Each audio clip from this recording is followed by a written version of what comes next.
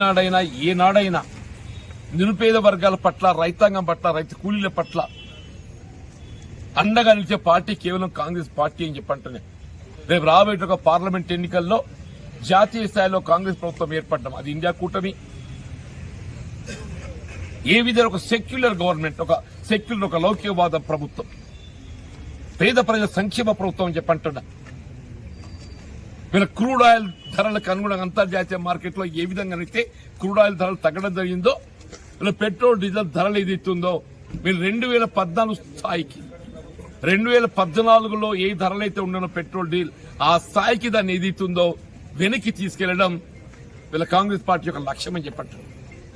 అట్లా రైతాంగానికి సంబంధించిన రుణమాఫీ ప్రక్రియ మీ రాష్ట్ర ప్రభుత్వంలో ఏదైతుందో 2 లక్షల రూపాయల రుణమాఫీ చేస్తామని చెప్పని పేర్కొనడం జరిగింది.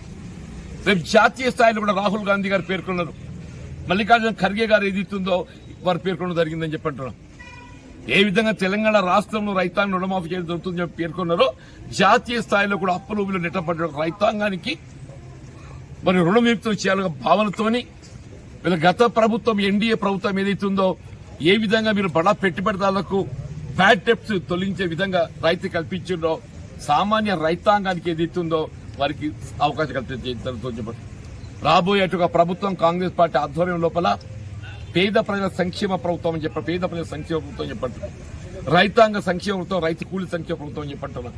ఆ విధంగా ప్రభుత్వం సెక్యులర్ గవర్నమెంట్ రాబోతుంది. ఆ విశ్వాసం మాకు ఏ విధంగా తెలంగాణలో ప్రజలు మార్పు కోరారు, ఒక నియంత్రిత పాలనకి ఏదైతుందో మార్పు కోరారు.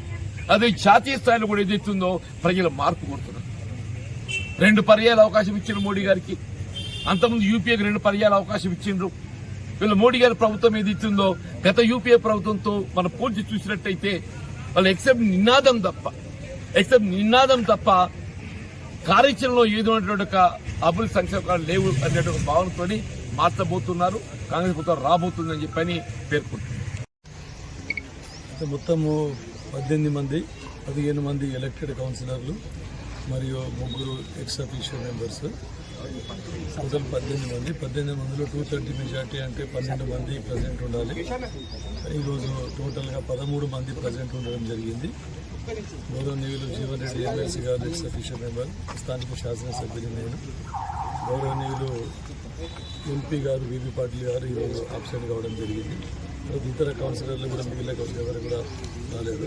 కాబట్టి 13 మంది కౌన్సిలర్లతో ఒకే సైడు ఓటేయడం జరిగింది.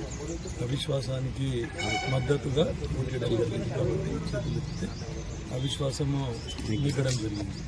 చైర్మన్ పైన అవిశ్వాసం నెగ్గింది, తర్వాత వైస్ చైర్మన్ పైన కూడా అవిశ్వాసం నెగ్గడం జరిగింది. ఇప్పుడు అధికారికంగా ప్రకటించనున్నారు.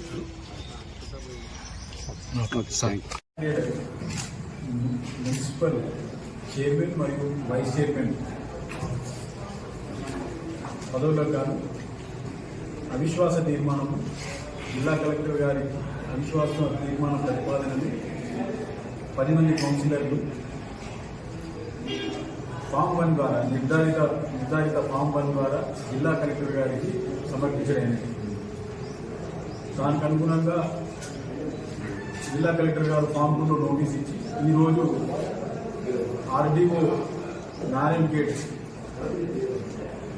ప్రిసైడింగ్ ఆఫీసర్గా నియమిస్తూ ఈరోజు అవిశ్వాస తీర్మానాన్ని ప్రవేశపెట్టుటకు ఆదేశాలు జారీ చేస్తున్నారు. దానికి అనుగుణంగా ఈరోజు అవిశ్వాస తీర్మానానికి అందరికీ నోటీసులు సర్వ్ చేసి ఈరోజు ఏర్పాటు చేయడం జరిగింది. ఈరోజు ఏర్పాటైన దాంట్లో మొత్తం 15 మంది సభ్యులు కౌన్సిలర్లు, అదేవిధంగా 3 ఎక్స్ అఫీషియో మెంబర్స్ కలిపి మొత్తం 18 మందికి గాను కోరం 12గా 2/3 అంటే 12గా నిర్ధారించడమైనది. ఈ 12కు గాను మనకి మొత్తం 13 మంది సభ్యులు హాజరై ఉన్నారు. సో కోరం నిండినారు కాబట్టి 11 గంటల 5 నిమిషాలకి చైర్మన్ గారి పైన చైర్మన్ రుబీనా బేగం గారి పైన అవిశ్వాస తీర్మానం చదివి వినిపించడం జరిగింది. దానికి హాజరైన 13 మంది సభ్యుల్లో అంటే 2 ఎక్స్ అఫీషియోలు, అదేవిధంగా 13 మంది కౌన్సిలర్లు గౌరవ చైర్పర్సన్ గారు రుబీనా బేగం గారి పైన అవిశ్వాసానికి అనుకూలంగా చేతులెత్తి ఉన్నారు. కాబట్టి దాన్ని అవిశ్వాసాన్ని నెగ్గినదిగా తీర్మానించడమైనది. తదనంతరము 11:40 వైస్ చైర్మన్ గారు అహీర్ పరశురాం గారిపైన అవిశ్వాస తీర్మానానికి చదివి వినిపించడమైనది. దానికి కూడా హాజరైన వారి సంఖ్య 13 మంది కౌన్సిలర్లు, ఇద్దరు ఎక్స్ అఫిషో సభ్యులు ఉన్నారు. ఆ 13 మందికి గాను 13 మంది అవిశ్వాస తీర్మానానికి అనుకూలంగా తమ చేతులెత్తి అనుకూలతను తెలియజేసినారు.